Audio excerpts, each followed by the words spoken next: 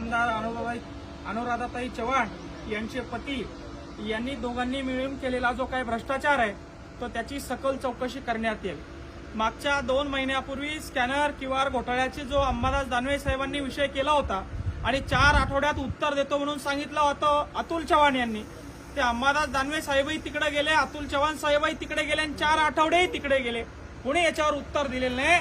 सामान्य माणसाला या ठिकाणी अंधारात ठेवून लाखो करोडो कोटीचे भ्रष्टाचार या अतुल चव्हाण यांनी केलेले आहे आणि सन्माननीय मुख्यमंत्री, सन्माननीय सार्वजनिक बांधकाम मंत्री यांना देखील आम्ही या निवेदनातून सन्माननीय विभागीय आयुक्त यांच्या मार्फत सांगितलेलं आहे की या तालुक्यामध्ये आमदार असताना पतीला आपण या ठिकाणी जिल्ह्यामध्ये नियुक्ती दिलीच कशी, हे कुठं नियमात बसतं।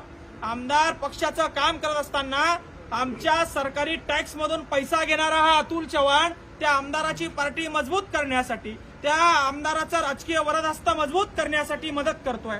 पैशाच्या बॅगा घेऊन तो अतुल चव्हाण या ठिकाणी फिरतोय।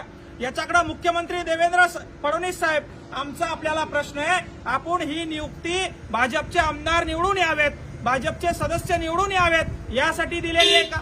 असं असताना आमच्या तालुक्यामध्ये आमदार काम करत नसताना, कुठलेही शासकीय कामं होत नसताना हे अतुल चव्हाण सामान्य माणूस जेव्हा सामान्य माणसाच्या समस्याविषयी या आमदाराला प्रश्न विचारते तेव्हा हे धमकी देण्याचं काम करतंय, तेव्हा सुपाऱ्या देण्याचं काम करताय आणि आमची सुपारी दिली असं आम्हाला त्यांच्या जिल्हा परिषद सदस्यांनी या ठिकाणी सांगितलं की बाबा जरा सांभाळून राहा, या अतुल चव्हाणनी तुमची सुपारी दिली आहे, पुढच्या 2-4 महिन्यात तुमचा कार्यक्रम ते करणार आहे। अरे आमची सुपारी दिली, आम्ही मरायला घाबरत नाही, पण आमच्या नादाला लागला तर आम्ही नान केल्याशिवाय सोडत नाही, ते सांगण्यासाठी आज या ठिकाणी आलेलो आहे। आज अतुल चव्हाण यांची तात्काळ बदली करण्यात यावी। सार्वजनिक बांधकाम मंत्री व मुख्यमंत्री यांना आपल्या माध्यमातून माझी विनंती आहे की जर का प्रशासन आणि जर का सुशासन व्यवस्थित चालवायचं असेल, लोकशाही व्यवस्थित चालवायची असेल तर पत्नी आमदार असताना, पुतणे आमदार जिल्हा परिषद सदस्य असताना, भाऊ कारखान्याचा या ठिकाणी चेअरमन असताना त्याच अधिकाऱ्याला या तालुक्यामध्ये जिल्ह्यामध्ये पोस्टिंग देणं हे आपल्या नैतिकतेला शोभत नाही। फडणवीस साहेब, आपण वारंवार म्हणता की मी नैतिकदार आहे, मी इमानदार आहे, आणि इमानदार असताना अशा अधिकाऱ्याला महिलाच्या आडून या ठिकाणी राजकीय काम आपण करायला लावताय आणि सामान्य प्रश्नासाठी आवाज उचलणाऱ्या पोरांच्या सुपाऱ्या देण्याचं काम या ठिकाणी अतुल चव्हाण करत आहे। यांच्यावर कडक कारवाई होऊन यांनी केलेल्या पूर्ण भ्रष्टाचाराची, सन्माननीय अंबादास दानवेजी यांनी जो स्कॅनर घोटाळ्याचा उल्लेख केला होता त्याच्यामध्ये ब्र शब्द सुद्धा मागच्या 2 महिन्यामध्ये आलेला नाही। आपण सर्व पत्रकार बांधवांनी त्या बातम्या लावल्या होत्या।